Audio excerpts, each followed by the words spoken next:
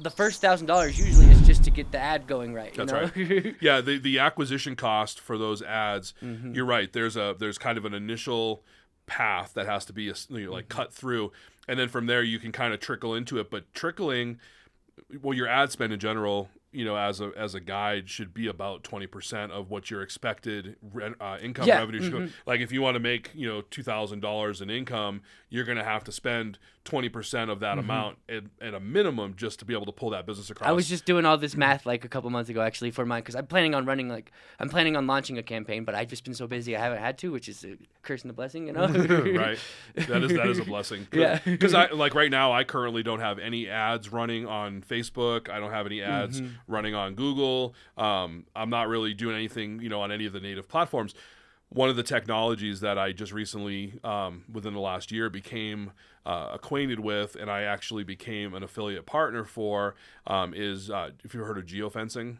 No, I have actually, but I liken it to what Facebook can already do, though. But it's different. Okay. So, and this is one of those education things. So this is free. I'm not going to send you a bill for my coaching, right? So like anybody who's listening, you can go on Facebook, you can go on Google Maps, and you can do what's called an exclusionary geofence. So basically, if this cap is the building I want to target, and we'll call it a coffee shop, I can draw fences around the coffee shop in polygons. Oh, nice. But not fence in the got it and then you set a limiter, usually about a mile. So basically you say don't capture any data from these areas that are excluded, just capture from inside of this kind of, but it's not. And you can kind of do that in Facebook. You can. So all these platforms have geographical, because they all have Google Maps integration to it, and that's really how they do it. But real geofencing is taking that same example and drawing a perimeter around the address and actually establishing a virtual fence. And they work a little different, the Facebook ads and the Google ads. And again, I'm not making any, I don't like them or anything. I just don't know exactly what they're doing, and I don't know who they're sending it to, if they're actually sending it to everybody in the coffee shop, right? I just don't know, because there's no way to see that granularity of detail in the results. It's just not there. It says, hey, we hit 60% women, 40% men, inside the fence. This is the metrics behind what we sent when we sent it, but it doesn't really tell me if it hit everybody. So how do you find that out, right? So true geofencing in these platforms, and they're super rare to get access to. It took me a long time to find an actual partner that would give me full control, where I could actually do this as a service for my clients, and be able to go and draw that shape around, know that every single device that walks into... Yeah, how do you know that? Because it's in their analytics in the report. So I actually have the device IDs. So if you walk in with your phone, I can pull up your device ID. You can look at it on your phone. I know you walked into that fence.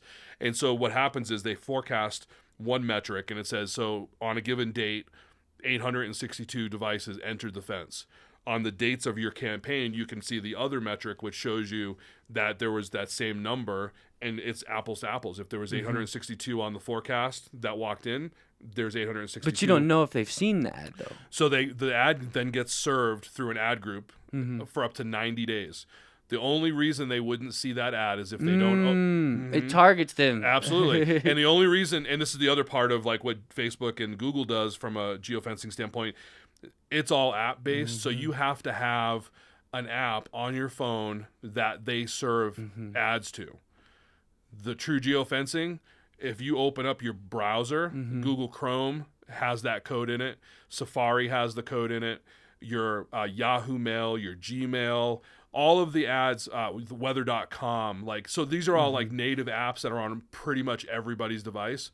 When they launch that device, and you've seen them, you walk into you open up a browser and you're reading a press release or something, and right in the middle of the press release you got this video playing, or this little ad that pops usually up. It's a COS Business Podcast. Right, there you go. Right. And so that's when your ad's going to get served up, and you can do a flat ad, like a PNG file. You can do a video. There are several options. I think 4 options. But then you start getting the analytics back, right? Because now you got to get into like CTR, your click-through ratio, your cost per click. Like all of those metrics are also there, and they have a correlation report where you can actually look and say, okay, 800 people went in on this day or over this 30-day period of time. For the next 90 days, from the time they entered the fence, they're going to get served that ad whenever they open up an app, whether, like we just talked about. And then let's say they actually click it. They tap on it. They go to the click-through link that's there to watch the video, whatever it is. You get to see your clicks show up in the analytics as well. And here's the really cool part. Then we'll get off the geofencing thing. No, I like it. I got questions. If I am a, we'll call it Bob's Coffee Shop, and I have a Starbucks right across the street. Here's where geofencing is really powerful. What I want to do is I want to convert business, aka steal it from Starbucks. If I'm Bob's Coffee Shop, so I'm going to go in and I'm going to draw a geofence around Starbucks, so I can be serving an ad for Bob's Coffee Shop over to everybody that goes into Starbucks. Then I'm going to draw what's called a conversion fence around my place, my Bob's Coffee Shop. And I'm going to set it as a conversion zone, because what happens is if someone over here at Starbucks sees my ad and then happens at some point in the next 90 days to walk across the street into my coffee shop, it flags that as a conversion. And it says, you just successfully stole somebody away from Starbucks, from one of your competitors. So people don't think about... Successfully influence them that you're better. Right. Or to at least come check it out, right? Hey, welcome to Starbucks. This is Bob. I'm across the street. And see, you're talking about words. I don't like the word stole, So, well, right, yeah. Acquired. Yeah. Acquired through this technique. So it's really important to know that you have a marketing strategy that you can absolutely know where you're serving your ads up to, right? Unlike Facebook, back to the... It's on a side note, it's funny you say unlike Facebook, because compared to what like the 90s were, Facebook is like, oh yeah, you know what I'm saying? Like the amount of targeting we have already, and you're saying it's going even deeper. Even deeper than that, yeah. And it's because it's it's gender based, it's age based, location based, and it's all good metrics on Facebook and everything, and that's valuable. But it's kind of a crapshoot, because you don't, within those parameters, you don't know necessarily exactly where the ad's going to get served up, right? Yeah. And for how long, right? When you do those exclusionary fences, that actually is limited to 30 days. Yeah. So some of these other platforms, they cost a little bit more money to get involved as an affiliate, but I can turn around to a client and I can say, hey, for some setup fee, I'm going to get this campaign put together for you. And then it's just ad spend on top of that. So it's no different than what this lady was experiencing with this other group, this digital agency. Digital agencies aren't the problem. These solutions aren't the problem. The problem is not having the macro ability to track when you're converting, so that you can see if what you're doing from a marketing spend is effective, right? And I mean, that's just... But you can, for the most part. I feel like it is pretty accurate, I think, already, with what Facebook and Google Analytics can provide. I don't know. Something's talking to us. Yeah. Is that me or you? Not me. That was weird. It might have been me. But yeah. The phones are always listening, right? Yes, exactly. And so, yeah, I forgot what I was saying. Oh, yeah. With the tracking, I mean, you can get really pretty accurate, I think, with Facebook and stuff. And I could definitely see this being beneficial for brick and mortars, but I can also see it being very beneficial even if you're just an online store. Say like you're selling something like an action figure for like a Marvel movie. You can geofence an AMC for when a Marvel movie is playing, and like you can really even if it's just online, like pure e-commerce, like absolutely. I mean, part of what I do as a coach and as a speaker is technically online. I mean, I have an office space, but most of my marketing is really online based. So like right now I have a campaign running in the geofencing platform. My tagline is every business needs a coach, right? So that's kind of my marketing strategy at this point. And I'm really just trying to get people to want to schedule one-on-one strategy sessions with me for free. So I have this campaign running right now, but where to target, right? From a geofencing, like who are my people? And I think that this technology allows you to do some really unique things. Like one of the fences I have set up is around a Tony Robbins event right now, right? I'm not Tony Robbins. You're probably not even in the same state. Nope. It's actually in Texas, and it's a conference that's coming up in the beginning of November. And so I have date targeted, because you can do what's called a flight. And so that particular ad group will run the day of his conference, just that one day. I established an individual ad spend for that one target, right? That one fence. But that guy's going to have like 8,000 people walk through the door. I want those device IDs. I want my ad to be showing up, because when Tony's in there talking about, I'm not your guru, and he's like, you got to have a mentor, you got to get a coach, you got to be working with people. Yeah. And then they go to lunch break and they open up their Chrome and they're primed, right? Everybody, everyone does need a coach, and so let me tap on this guy, right? So he's done the selling for you. That's right, and that's exactly it, right? So another smaller example, like I used coffee shops before. I mean, a lot of people in this community go to coffee shops. A lot of small businesses are now operating out of coffee shops. So I have fences around a lot of the coffee shops here in town, and they're pulling in 800 to 1,000 visitors per week. And there's really no, and just to probably ease some people's minds, there's really no way you're not actually tracking where they're going. No. You're just tracking, the phone tracks the data of that they went there. That's and then it shoots them that. Yep. That's it. And that's happening when you go into a coffee shop or a business. That's happening as soon as their Wi-Fi pings your phone. Like if they have free Wi-Fi or something, it pings your phone too.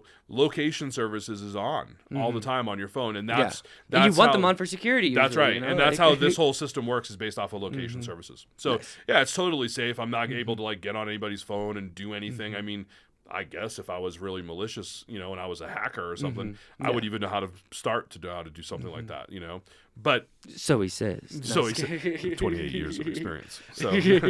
So yeah, it's pretty powerful. But I don't remember how we got on that tangent, but that was fun. No, yeah, exactly. Yeah, I mean, I love the geo. I'm glad you broke down the geofencing thing because I had obviously been a little bit misled about what that was. I had heard someone talk about it before, and he did break down a little bit. He's like, it kind of there's something a little bit sketchy. It seems a little sketchy just because it's it almost feels invasive, but it's not any more invasive than what is already being done. That's right. That's right. I mean, if you go back into Facebook, right, as an example, Facebook is all based off of location services. It's doing the exact same thing. I mean, it knows where you're at. In fact, in Messenger, you can turn on or off the location services specifically for Messenger. So your wife could be at home and be like, oh, he said he's at, Panera Bread. That's not where I see him. It'll actually tell you. So it's pretty invasive in terms of the location thing already. It really comes down to how you leverage it, right? And I think Facebook and Google Maps and all those things, the way that they use the exclusionary boundaries is pretty creative.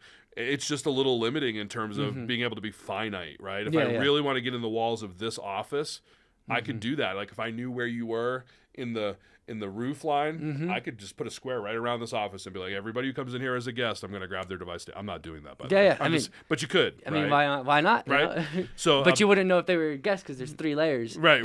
True. So I get 3 layers of devices. Yes, exactly. So, you could really boil it down with any amount of if you put due diligence in something, you could really extract some valuable data out of numbers. Well, and it's got the ability to do what's called daylighting, so you can actually set hours that you want it to be scanning a location and serving ads to. So if you're not here at 3:00 in the morning, I could obviously not scan here, right? And get any data. So it's pretty cool.